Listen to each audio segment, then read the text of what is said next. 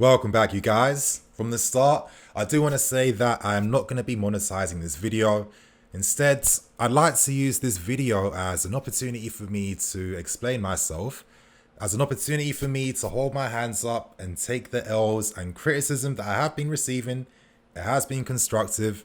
I have taken it on board, and I'm always going to do that because when I got into YouTube, my goal is to be a great football content creator. And of course, the stuff I read from you guys is only going to help me get to that goal. Straight from the bat, I want to apologize for my poor communication style.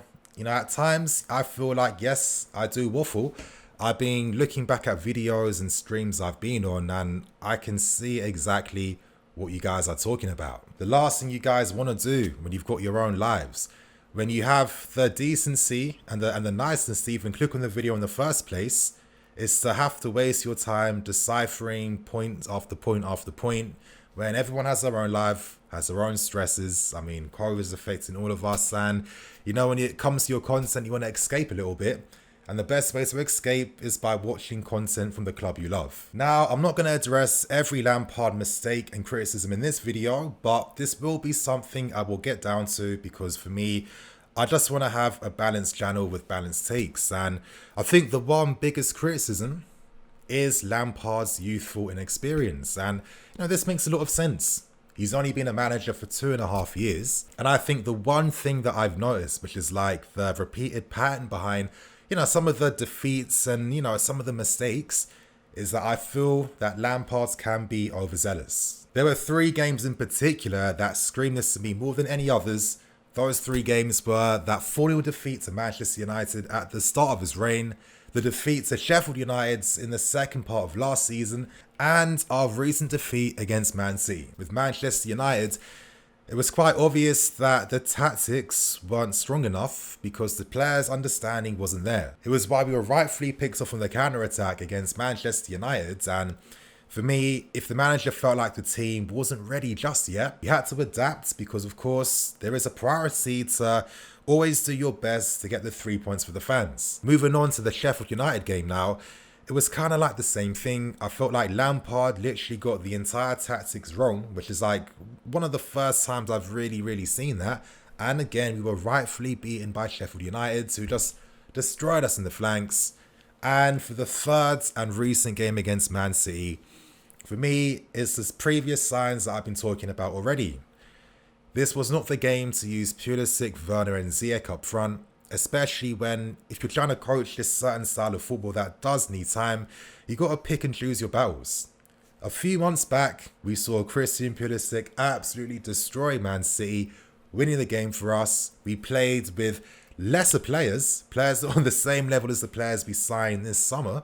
So, knowing that this team needs time this season to gel and work together, that was not the opportunity to play attacking football against Man City because the players were exposed and the players, of course, looked very confused. Now, that's the one major critique that I have with Lampard that I feel a lot of you guys have too, but for the other ones, I will talk about them in future videos, but I'm not trying to ramble because I need to get better at how I communicate. From this point on, I would like to speak a little bit about how I feel that I've been misunderstood and how it's been from no one's fault other than my own. For me, I've always been a slave to, you know, talking about football in a balanced way, and I haven't been doing myself justice. When someone has met me with, you know, a strong criticism of Lampard, I have not been acknowledging that and adding that to my own opinion to form a balanced take. And that's why it comes across like I'm a Lampard fanboy, because anytime I speak about the team, I'm only speaking about things from one way instead of talking about things from both sides like I keep telling myself I do. So, you know what I mean? Hands up in the air. I take the L, you guys. But I would also like to use this as an opportunity to state that I don't do this because of a love affair for Lampard. You know, I do like him, I respect him, but he's not even my favourite player. Drogba, Essien, players like that. And to be honest, you know, I could even do a completely separate video talking about why I felt Michael Ballack was a better player individually compared to Lampard, which is just its own thing entirely. But I wanted to explain that my thoughts and opinions don't come from this deep sentimentality. that, to be honest, I'm constantly challenging myself on every single time. I would like to use this opportunity to explain to you guys the 3 big cracks that I saw in football that really changed my entire perspective on the game, and what really forced me to have to adapt and, keep an open perspective at all times to really understand the game. When I came onto YouTube, I've always been about progressive football conversations. At times I feel like things have become all about tribalism and us versus them every single time. And I just think that with how beautiful football is, with how much depth there is, from the amount of players that are at our disposal for us fans to watch, the amount of different ways teams can play, to the coaching setups, etc., etc. I mean, it's a vast game, and it's why I'm completely obsessed with football. For me, my goal has always been about having a balanced take that incorporates both sides, analyze the pros and cons, and then come to the conclusion. And you know what? It's actually funny because this lockdown, as I'm sure it has been for a lot of you guys too, it's been a great moment of reflection and a great moment for us to even understand ourselves even more. And one revelation I personally came to this lockdown period, all of last year, was actually finding out what my personality type was. And I found out that I'm an IFNJ. In the description below, I've got my personality report there in case any of you guys want to read, just to, for yourself, if you want to get an idea about how I come to conclusions, how I think about things, and where it comes from. Long story short, you guys, to be honest, it's impossible for me to see anything or think about anything without analyzing. It's like I'm a slave to analyzing every single aspect and thing in my life and everything I consume. Because for me, I learn by understanding how others feel. And then once I do, then I can understand where they come from. But anyway, before I start rambling on, let me explain the 3 cracks that really changed my perspective on this game forever. Now, one of the first major cracks came in 2009. It came in the Champions League second leg game against Barcelona. We all know that game. We know what went down. And for me, it's one of those games where I don't think I will ever be able to forget about what I saw that night. It was the reaction after that game that really highlighted to me that, wow, there is so much bias and tribalism that absolutely dominates football conversation. We know that game where we got robbed by Overborough, and to this day, I still feel like UEFA had something to do with that because nothing adds up or makes sense. And after that game, I will never forget the reaction I saw because we were painted as the villains. It was our fault for not winning the game because we never took our chances, irrespective of the fact that our chances were denied because Barcelona kept fouling us inside the box. They were penalties we should have gotten that would have changed the course of how that game went down. But it wasn't even that.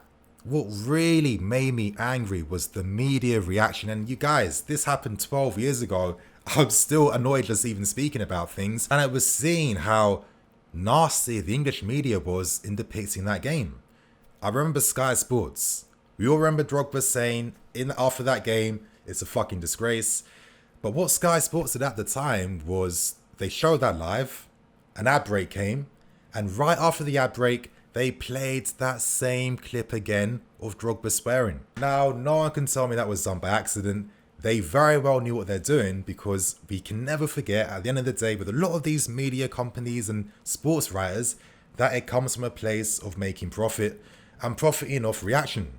That's how this game has always worked. The media tried to depict Drogba like he was Joey Barton. This was all back in the day, you guys, and for me, it completely changed how I saw how media will create fake narratives to make profit. Now, the second crack came from Jose Mourinho in his second spell. Now, I'll tell you guys very quickly, when I was young, I'm telling you, I saw the game completely different. I was all about aesthetics and vibes. Any player that looked sick on YouTube, I wanted in the team. And Jose Mourinho at the time was a god to me. Everything he said made sense. I would argue and defend him left, right and centre until his second spell at the club. Now, what I judged Mourinho by was his unfair treatment of Juan Mata. For me, Juan Mata will have a special place in my heart forever. He will always be remembered to me as the player that made that corner for Drogba to get that equaliser against Bayern. I was at that game I had given up. If everything was hopeless and Mata came through, taking that set piece over Frank Lampard, because at that time, Mata was just better at taking them. No other player would have been able to meet that. In came Drogba, connects, and history was made. In the season after that, when we invested in Hazard, Oscar, we had an incredible attacking lineup. I mean, the stats from those three in Mata, Hazard and Oscar, they all got double digits for goals and assists. And this is a 21-year-old Hazard, a 19, 20-year-old Oscar, and a very young Juan Mata that absolutely had one of the most low-key, greatest individual seasons this decade for a player. Chelsea fans at the time saw him as the new Zola. So for Mourinho to come in and completely ostracize him from the team, completely, converting Oscar into a defensive player that never in any single season came close to reaching the same stats he got in his first season for us, for me, this was unforgivable. And, you know, it was a sign of things to come, because I felt this sense of dread. And we saw it. We saw Mourinho completely ostracize De Bruyne, Salah, Lukaku. 3 world-class players that we bought for absolutely nothing that should still be playing for us. We saw Mourinho not even get the best out of Eden Hazard, you know, never giving this guy a proper fullback to play with. And at the time, I remember the fan base being like, yo, Mourinho's here, Hazard's going to be more complete because now he can track back and help out. I think we saw what happened versus Atletico Madrid in the second leg, and I was at that game. It's been the only time in my entire life that I wanted to leave before the whistle blew, because the game was over and effectively there was nothing to see. Mourinho showed me the power of having a long-term plan and why sometimes having short-term managers that don't fit long-term plans means that everyone in the end definitely loses out. And for the third crack that changed my perspective, this was on Maurizio Sarri. Now, I know a lot of you guys will remember that I absolutely love Sarri, and to be honest, I still have a place for him in my heart.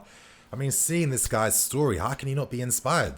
From the age of 31, 32, 33, he quit working in finance to do this football thing, and, you know, it's taken him 30 years to get to the very, very top. I admire that dedication in anyone doing absolutely anything. Reading about Sarri's history, I mean, it made me fall in love even more. Seeing his rise, seeing how he prioritized using younger players to help him, you know, achieve his goals and get to the places he wanted to get to. So when he signed for us and he didn't bring what he has always advertised himself to do, you know, this was a massive revelation for me that made me have to really change how I see the game. And, you know, looking back in hindsight, I completely get it now. Sarri dedicated his life to this game for 30 years to get to this level. He's an old man. He won't be here for long, and for all the work he's put in, he wants to end his career with some silverware, which I understand. And good for him. He won the Europa League with us, and he won a Scudetto back in Italy. Sarri achieved his life ambitions. However, his pursuit of those short-term gains did not come in favour with the club's long-term mentality planning at the time, and for me, it came down to the transfer decisions. The fact that we came extremely close to signing Husai from Napoli for between 40 to 50 million would have effectively meant that Reece James would never be in this team. And that makes no sense to me, because when you look at Husai, he effectively now is a squad member at Napoli. He never really pushed on or became much better than what was originally promised back in those days. When Sarri knew that we were going to have a transfer ban, in his head, it was his time to leave and cut. In the end, a lot of short-term disasters. He was the guy that kickstarted Kante's injury concerns by rushing him back every single time. And he had absolutely zero faith in the academy for the next season because he's never once acknowledged him. So for me, even though I still like him, I can separate Sarri from the needs of what our club needs. Since then, it feels like every season I'm gaining more insight behind how football works, behind how coaching works, behind tactics. That's always been something I was never amazing at, but, you know, recently, due to the fact that we're now trying to get philosophy managers, it's just brought in some new insights for me, some new observations, some new thoughts. And to be honest, it kind of encourages me to want to research this stuff even more, to find some evidence to back my claims that I mentioned. I'm kind of like dedicated to trying to paint the most realistic depictions on scenarios that happen at this club. The amount of times I surprise myself by just researching some base opinions, and I'm not coming from a place of like a higher level. A lot of the stuff that I think of is literally the same stuff that people just type on Twitter. But my thing is that, okay, let me see if there's anything to this.